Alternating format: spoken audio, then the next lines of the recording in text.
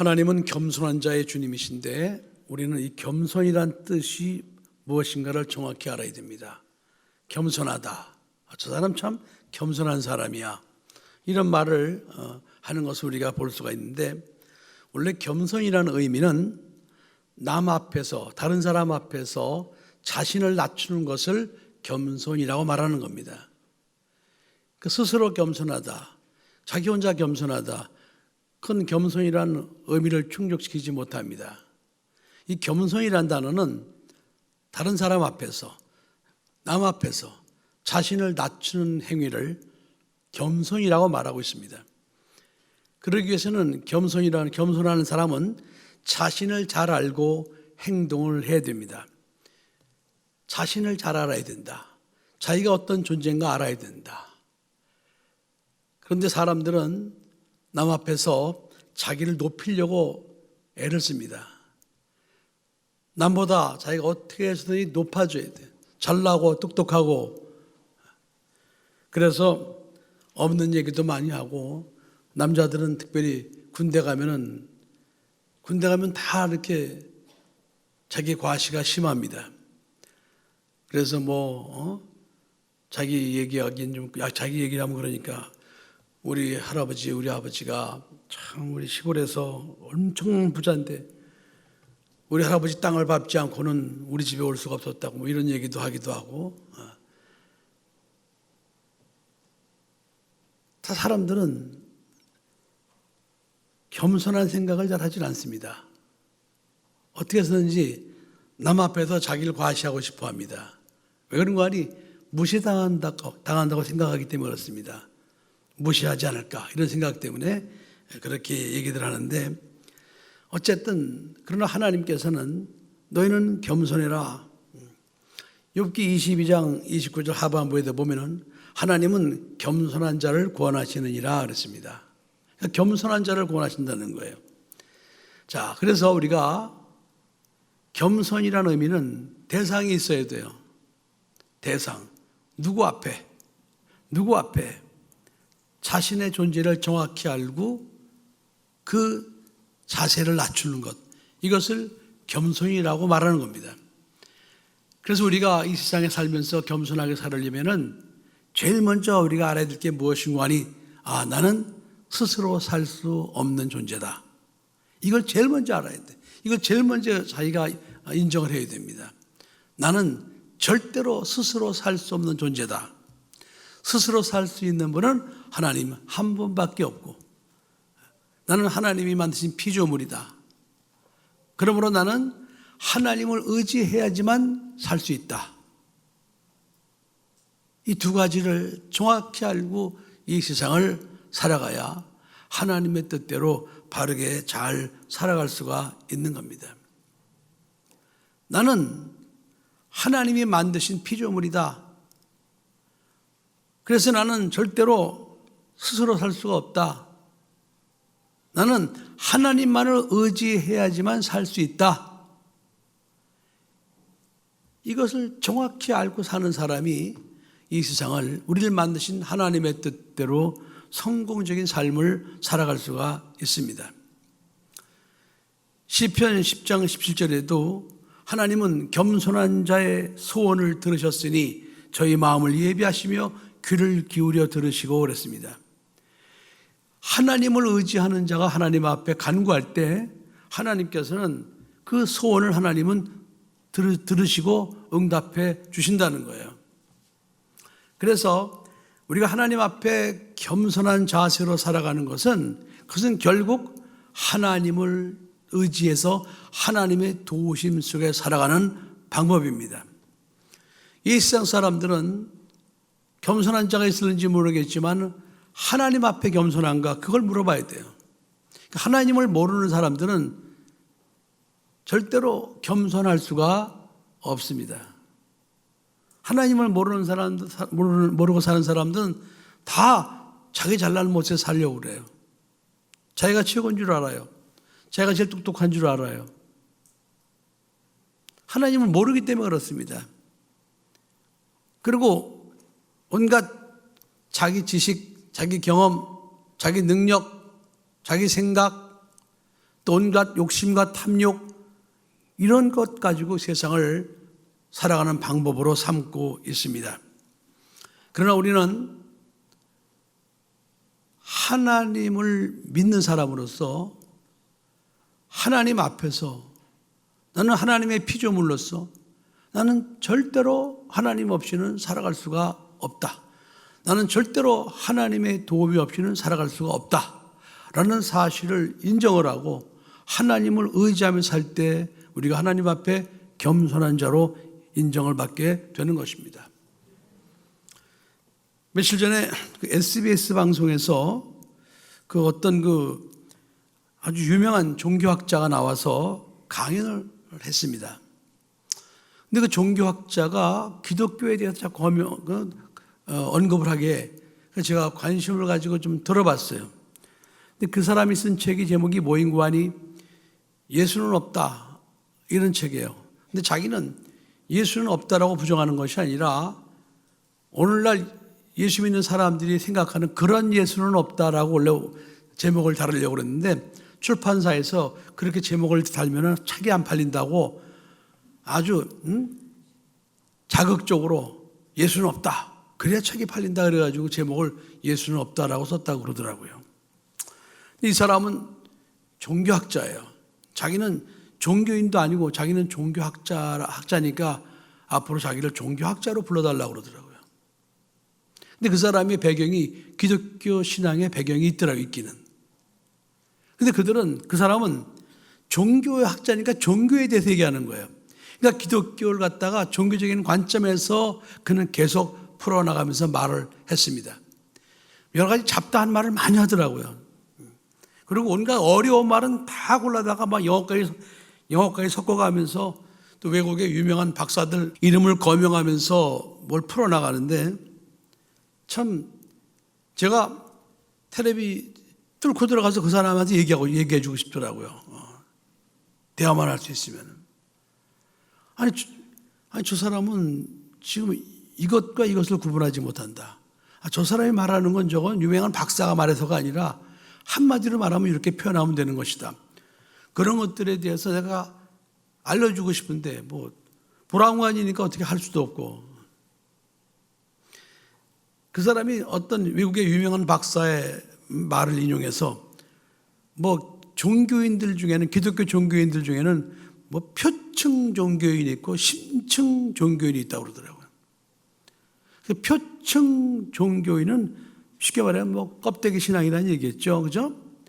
표층 종교인은 그 종교를 통해서 자신만 유익하게 하려고 하는 사람, 이런 사람들을 표층 종교인이라고 분류하고, 심층 종교인은 그 종교를 통해서 남을 유익하게 하는 사람, 한마디로 말하면 그거더라고요. 그런데 여러분, 심층 종교인이 남을 유익하게 한다. 심층 종교인이라면 원래 남을 종교적인 관점에서 보면 남을 유익하게 해야 되겠지만은 원래 심층 종교인은 하나님을 유익하게 해야 되는 겁니다. 하나님을 유익하게 된다. 그럼 우리 기존 성경대학에서 신자와 성도 가르쳤잖아요. 그죠? 신자와 성도만 구분하면 이렇게 어렵게 표층 종교인, 심층 종교인 말하지 않아도 금방 알아들을 수 있는 거예요. 이 사람이 또 뭐라고 말하는 거 아니? 하나님은 있다면 있고 없다면 없다. 이렇게 말해요. 그러니까 신이라는 존재는 있다고 생각하면 있는 것이고 없다고 생각하면 없는 것이다. 그러면서 기독교인들은 성경을 경전으로 삼고 있는데 그 성경을 갖다가 문자적으로 해석하려고 그러니까 문제가 생기는 것이다. 이렇게 말해요. 그러면서 성경을 상징적으로 봐야 된다. 이런 말을 해요. 그럴 수밖에 없어요. 그런 종교인이니까. 그래서 내가 그랬어요. 속으로, 이 사람아, 우리 기독교는 종교가 아니야. 우리 기독교는 살아계신 하나님을 믿는 신앙이야. 요걸 좀 알려주고 싶더라고요. 자네가 기독교적인 배경을 가지고 지금 이거 텔레비에 나와서 거의 1시간 가까이 강연을 하는데 자네가 놓치는 게 있어. 우리 기독교는 종교가 아니야. 우리 기독교는 살아계신 하나님을 믿는 신앙이야, 신앙. 그런데 하나님은 눈으로 볼 수 없는 분이기 때문에 자네가 뭐 있다면 있고 없으면 없다고 말하나, 그럼 하나님은 살아계셔. 하나님은 살아계시기 때문에 하나님의 살아계심을 하나님은 말씀을 통해서 우리에게 나타내신 거야. 그러다 하나님은 살아계신 분, 존재하시는 분이기 때문에 독생자 예수 그리스도를 통해서 우리에게 보여주신 거야. 그리고 하나님은 살아계신 분이기 때문에 보혜사 성령을 우리에게 보내주셔서 오늘 우리로 하여금 하나님을 믿게 하고 있는 거야. 그리고 하나님은 살아계시기 때문에 반드시 예수 그리스도를 이 세상에 다시 보내주실 거야. 그리고 하나님이 살아계시기 때문에 우리는 천국으로 반드시 가게 될 거야. 이걸 알려주고 싶어요. 근데 말을 할 수가 없어요. 그래서 내가 속으로 자네는 말쟁이구만. 자네는 이 세상에 살다가 한 번은 죽지. 그럼 죽고 나서 어떻게 될까? 이걸 한번 물어보고 싶었는데 통하지 않으니까 물어볼 수가 없었습니다. 여러분, 우리 기독교 신앙은 눈으로 뵐 수 없지만 하나님은 살아계시다. 그리고 하나님은 창조주시다. 하나님 우리를 구원하시는 분이시다. 하나님 우리를 천국으로 인도하시는 분이시다. 이런 사실을, 하나님의 실존을 믿고 하나님을 의지해서 살아가는 것이 바로 우리들의 신앙입니다. 그런데 사람들은 종교적 관점에서 자기 경험, 자기 지식, 자기 이성, 자기 고집, 또 자기 욕심, 이런 것들을 가지고 접근을 하니까 신앙인이 될 수가 없는 거예요. 하나님의 말씀은 하나님의 법입니다. 명령이에요. 그러니까 하나님을 믿고 의지하는 사람은 하나님은 사랑이시라는 사실을 깨달아야 되고, 하나님께서 주신 모든 말씀은 사랑으로 주신 것이다. 그 선지적인 믿음을 가지고 그 하나님이 하신 모든 말씀에 기쁨으로 순종을 하는 것이 바로 신앙입니다. 하나님의 말씀을 자기 자신의 잣대로 이렇게 뭐 자르고 긋고 재고, 그런 사람은 하나님 앞에 올바른 신앙이 될 수가 없습니다. 성경에 보세요. 성경에 나타난 믿음의 사람들, 하나님께서 말씀하시니까 자기가 하던 거 다 포기하고 그 말씀대로 순종을 하고 살아갔어요. 성경에 나타난 믿음의 사람들 다 보세요, 여러분. 노아를 보세요. 하나님께서 세상을 홍수로 심판하실 테니까 가서 산에 가서 잣나무를 베어서 방주를 지어서 배를 만들어라. 그 말씀 떨어지니까 노아는 그때부터 딴 일 다 제쳐놓고 그 말씀에 따라 순종하고 살았어요. 이게 신앙인이라 이 말이에요, 여러분. 아브라함도 75세가 되도록 육신의 삶을 살았지만은 하나님께서 너는 이제 본토 친척 아비 집을 떠나 내가 네게 지을 땅으로 가라. 이 말씀 떨어지니까 아브라함 본토 친척 아비 다 버리고 하나님께서 명령하신 곳으로 떠났어요. 이게 신앙이라 이 말이에요. 이게 신앙. 네 아들 이삭을 데리고 모리아 산에 가서 나를 위해서 번제로 드려라, 바쳐라. 그러니까 무조건 그 아들을 데리고 모리아산 가서 하나님 앞에 번제로 바치려고 했던 것이 바로 신앙이에요. 이게 신앙이란 말이죠, 여러분. 모세도 마찬가지고 다윗도 마찬가지고 엘리야도 마찬가지고 모든 믿음의 사람들은 다 이렇게 하나님께서 무엇이라 말씀하시든지 그 말씀에 그대로 순종을 해서 그 말씀대로 따라가는 삶, 이것이 하나님 앞에 믿음의 사람이었던 것입니다.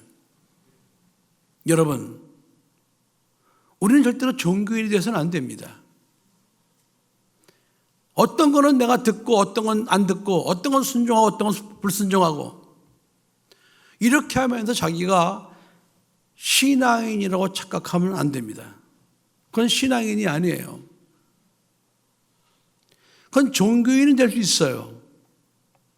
그러나 신앙인이라면 하나님께서 나에게 무엇이라 말씀하셨든지 이 말씀이 하나님이라는 사실을 믿고 이 말씀 그대로 순종하는 사람이 바로 하나님 앞에 신앙인이 되는 겁니다. 이걸 기본적으로 우리가 믿고 있어야 돼요. 이걸 믿고 있어야 만일에 우리가 순종하기 어려울 때는 내가 지금 불순종하고 있구나 이런 사실 자기가 깨닫게 되고 그리고 회개라도 할 수 있는 거예요. 그게 돌이킬 수 있는 거예요. 그러나 이런 기본적인 신앙을 갖고 있지 않은 사람은 자기가 하나님 말씀을 거스리고 살면서도 회개를 하지 않아요. 그 회개하지 않으면 어떻게 됩니까? 그 말씀을 거스린 부분에 대해서는 반드시 이건 자기 자신이 해를 받을 수밖에 없어요. 이건 피할 수가 없어요. 아무도 피할 수가 없어요. 그래서 오늘 이 설교 말씀을 통해서 여러분 자신이 나는 신앙인이 되리라 그런 믿음을 가져야 되는 거예요. 여러분 절대로 종교적인 완전 종교인으로 살면 여러분들은 구원도 받을 수가 없습니다. 미안하지만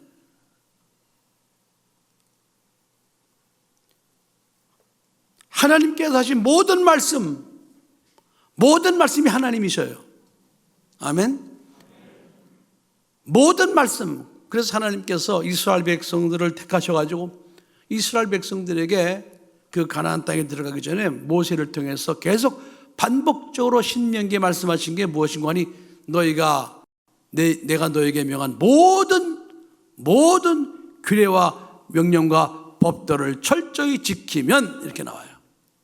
모든 자가 나와요. 그리하면 너희들이 가나안 땅에 들어가서 너희가 그 가나안 땅을 정복하게 될 것이다. 너희가 복을 받게 될 것이다. 그 말씀이 신명기 1장부터 34장까지 전부 그 말씀만 계속 반복하는 거예요. 다시 말하면 너희들은 하나님 앞에 신앙인이 되라 이 말입니다.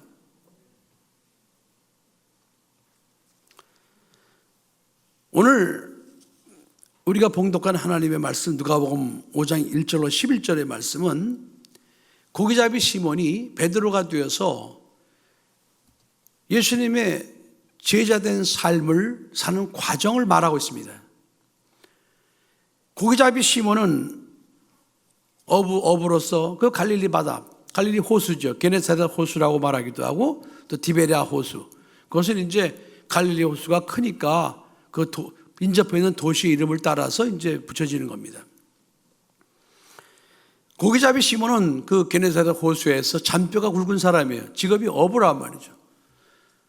수십 년을 그곳에서 어부로 살고 있었던 사람입니다. 그런데 그 전날 밤에 밤이 맞도록 그물질했으나 고기를 잡지 못했다고 그랬어요. 허탈한 심정으로 나와서 그물을 씻고 있는데 예수님께서 나타나셨습니다. 그래서 예수님께서 그들에게 말씀을 가르치시는 거예요. 말씀을 가르치시고 나서 이제 예수님께서 배에 오르셔갖고 고기잡이 시몬에게 너 깊은 데로 가서 그물을 내려 고기를 잡으라고 그랬습니다. 여러분, 고기잡이 시몬이 이 말을 들을 때 어떤 기분이었겠습니까? 아마 좀 속이 씁쓸했을 것 같아요. 저 사람이 나를 갖다가 어떻게 알고 저런 말을 하나.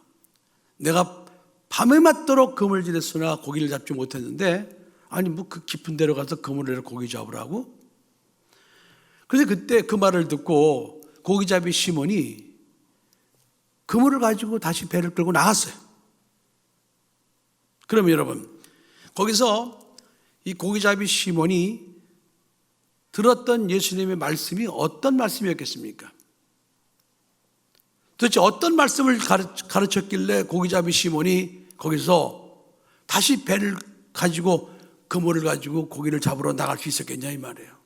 이 말씀은 예수님이 당신이 하나님이라는 것을 말씀하셨으리라 저는 생각이 돼요.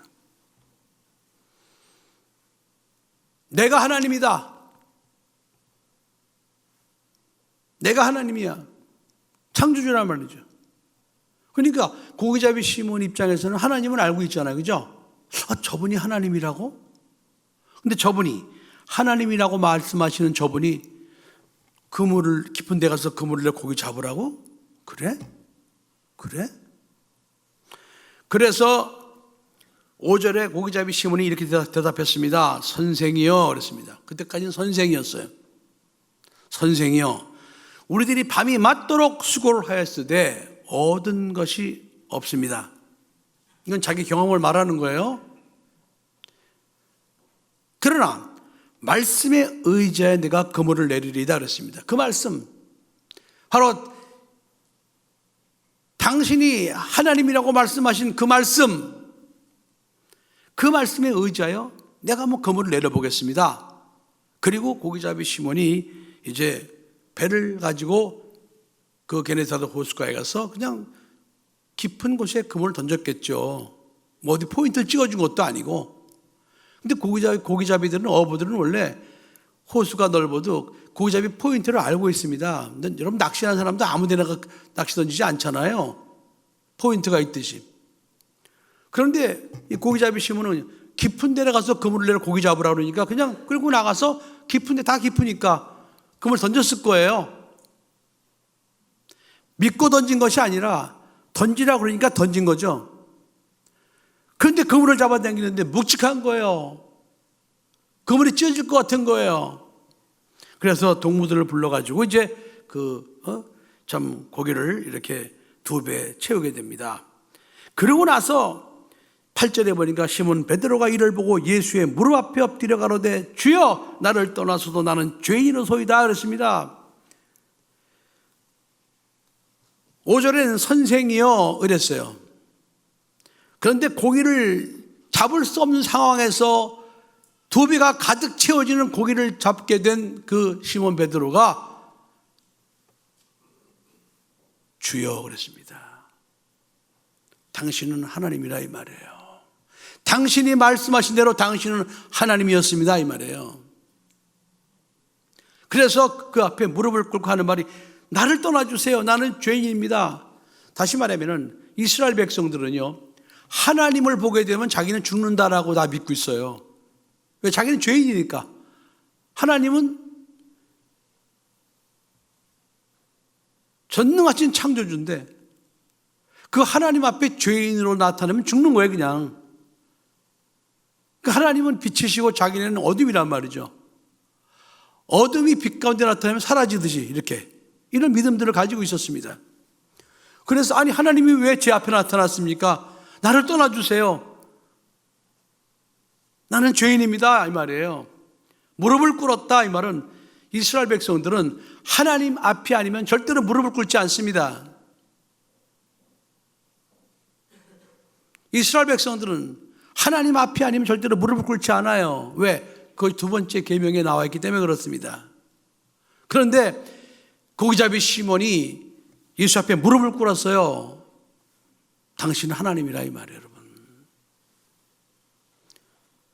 자, 말씀에 순종을 하니까 하나님을 경험하게 되는 거예요. 말씀에 순종하니까 말씀을 경험하는 거예요. 그래서 고기잡이 시몬이 2번째로 예수님께서 말씀하신 네가 사람을 취하리라 하시니까 배들을 육지에 대고 모든 것을 버려두고 예수를 따르게 됩니다.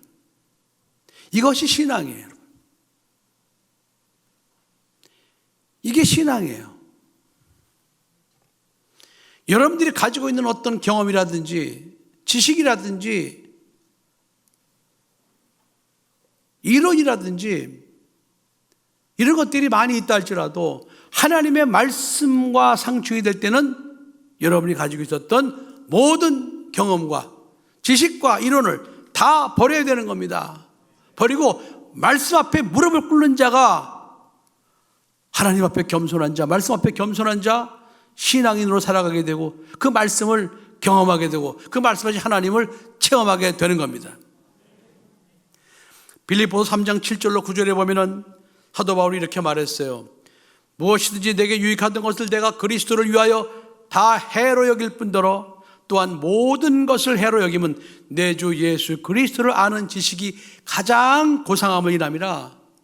내가 그를 위하여 모든 것을 잃어버리고 배설물로 여김은 그리스도를 얻고 그 안에서 발견되려 함이니 그랬습니다. 사도 바울은 여러분 그 당시에 다섯 사람으로서 유대인으로서 로마 시민권자였어요. 여러분 로마 시민권자. 그 사람은 또 학식으로도 당시에 가장 유명한 석학이었던 가말리엘 선생의 문화생이었습니다. 그러니까 학식적으로도 굉장히 뛰어난 사람이었고 그 다음에 그 사람은 바리새인이었어요. 율법을 철저히 지키는 육체적으로도 흠이 없는 노력을 하는 그런 사람이었습니다. 나는 유대인 중에 유대인이요. 그 사람은 베냐민 지파였고 양반 지파였죠. 이랬던 사람이 자기 육체적인 의를 가지고 하나님을 섬긴다고 했던 그 사람이 예수 그리스도를 만나면서 아 이건 다 필요 없구나. 그리고 다 배설물로 여기고 그때부터 예수님께서 명령하신 그 말씀을 따라 살았다 이 말이에요. 여러분 그게 신앙인이에요.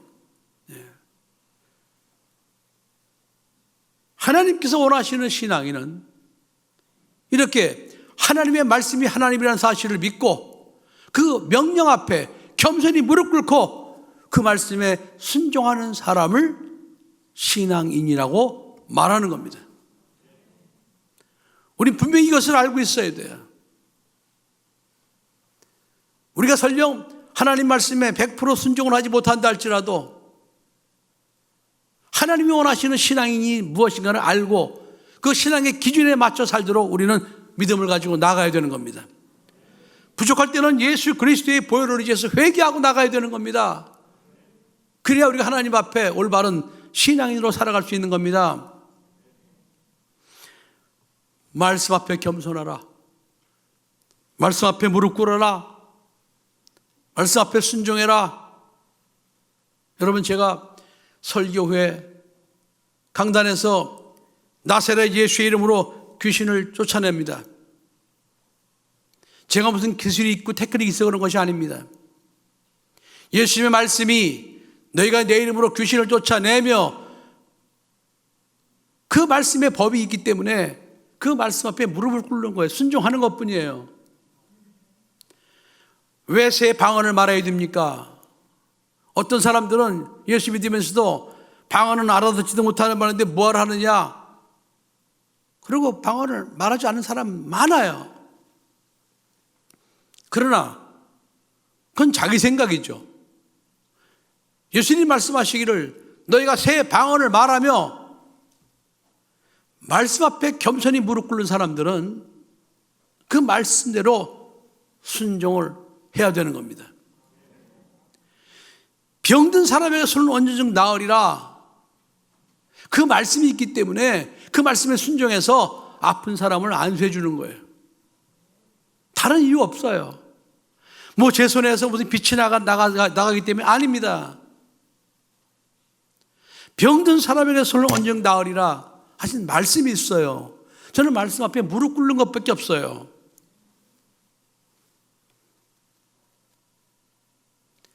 왜 전도를 해야 됩니까? 너는 온 천하님의 만민에게 복음을 전파하라. 내 말씀이 있어요. 말씀이 있으니까 전도하는 거예요. 내세우기 위해서 하는 것도 아니에요. 잘난 척하는 것도 아니에요. 왜 헌신해야 됩니까? 죽도록 충성하라. 내 말씀이 있기 때문에 헌신하는 거예요. 왜 마귀를 대적해야 됩니까? 너희는 마귀를 대적하라. 말씀이 있기 때문에 마귀 대적하는 거예요. 다른 거 하나도 없어요, 여러분. 그게 단순한 신앙이에요. 그게 어린애 같은 신앙이에요. 하나님은 지금 그런 신앙인을 찾고 계십니다. 겉으로 번지르르 하고 자기 생각에 자기 고집에 가득 찬 사람, 그런 사람을 하나님 찾고 계시지 않습니다. 단순하게 하나님 말씀이 하나님이라는 사실을 믿고 그 하나님 말씀에 순종하는 신앙인들을 하나님은 찾고 계신다는 사실 여러분 꼭 믿으시기 바랍니다. 우리는 재림 신앙을 가져야 돼요. 왜? 말씀에 예수님께서 다시 오신다고 하셨어요. 그 말씀을 믿고 우리는 재림 신앙으로 살아가는 겁니다. 우리는 천국을 소망하고 사는 거예요. 왜? 예수님께서 우리를 천국으로 데려가신다고 그랬으니까 그 말씀을 믿는 신앙이에요. 사랑하는 성도 여러분, 세상이 복잡해지니까 예수를 믿는 사람들도 얼마나 다양하게 복잡한 양태를 나타내는지 모릅니다. 그러나 오늘 여러분 이 주신 말씀을 통해서 하나님이 원하시는 신앙인이 어떤 사람인가를 정확히 깨닫고 오늘 이 순간부터라도 하나님 말씀이 가라 하면 가시고 하나님 말씀이 서라 하면 서시고 자기 고집 피우지 말고 교만하지 말고 자기 생각을 앞세우지 말고 자기 경험을 앞세우지 말고 하나님 말씀에 겸손히 무릎 꿇고 하나님이 기뻐하시는 신앙인으로 살아가는 여러분 되시기를 예수 이름으로 간절히 부탁합니다.